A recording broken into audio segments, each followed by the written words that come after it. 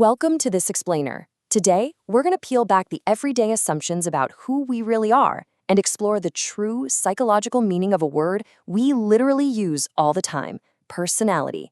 I mean, you hear it everywhere, right? But what does it actually mean? Well, let's find out. Just think about it for a second. Have you ever assumed someone was, super charming simply because they were physically attractive? Or maybe you've heard someone say, oh, they have a great personality, and you kind of wondered what a good personality actually entails. In our day-to-day chats, we toss this term around constantly, and we're usually just basing it on super superficial, external impressions. So, to get to the bottom of this, let's look behind the Roman mask. It's actually pretty wild, but the word personality originally comes from persona. And persona was the literal Latin word for the physical masks worn by actors in ancient Roman theater. They used these masks to quickly swap out their facial makeup and signal to the crowd that they were about to play a very specific role. When the actors slipped on that mask, the audience immediately expected them to perform the role in a certain way. But here's the kicker: the audience completely knew it was just an act. They never assumed the actual person behind the mask possessed those dramatic, heroic, or villainous qualities in their real everyday life. Yet today, it's like we've completely forgotten that separation. We so often fall into the layperson's trap of judging the mask itself. We make these snap, superficial impressions based entirely on external appearance, which, let's be honest, can be totally wrong. And this is a massive contrast to the scientific, psychological view, which is actually based on our characteristic ways of responding and our relatively stable internal qualities. All right, so let's dive into that psychological reality. Stepping way beyond the superficial stuff, the absolutely crucial point here is that personality has nothing to do with how you look or the literal mask you're wearing. In psychological terms, it's defined by your unique, characteristic ways of responding to the people and situations around you over a period of time. It's those stable qualities that truly, genuinely characterize your behavior. And that brings us to the 4 core features of personality, at least how psychologists understand it.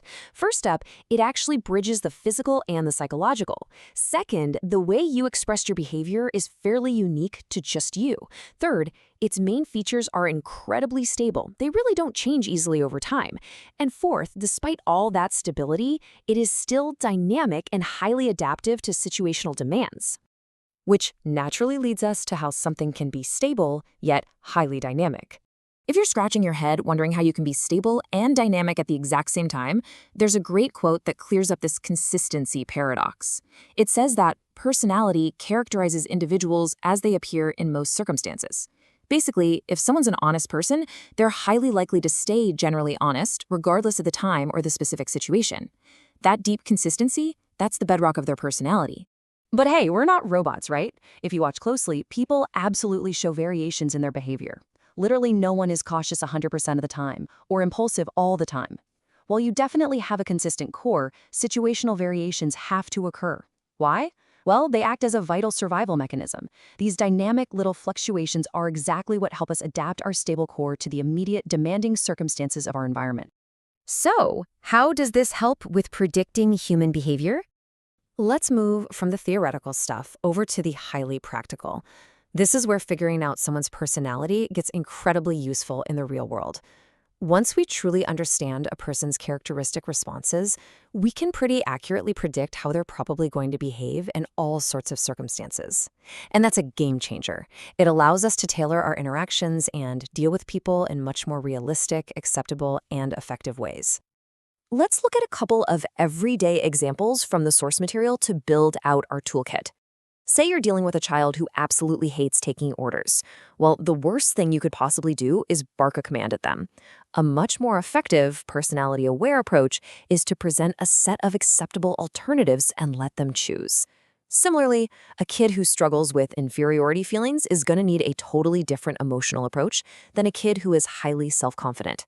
Understanding personality is how we navigate those nuances. Now, let's untangle personality and its cousins. To really lock down our understanding here, we need to disambiguate personality from a few terms that are frequently, but incorrectly, used as direct synonyms. You'll hear things like temperament, which is actually your biologically based way of reacting, or traits, which are specific, persistent ways of behaving. Then you've got habits, which are basically just overlearned modes of behaving, and values, which represent your important goals and ideals. While all these concepts are absolutely crucial pieces of the puzzle, they're really just the individual building blocks that make up the much larger, overarching concept of your personality. So we've come full circle from the theaters of ancient Rome all the way to modern psychology. Now that you know what personality truly is from a scientific standpoint, that it's your unique, stable, yet totally adaptive way of responding to the world, I want to leave you with this one thought. What mask are you wearing today, and how much of it is the real you? Thanks so much for joining me on this explainer, and I really hope this helps you understand yourself and the people around you just a little bit better.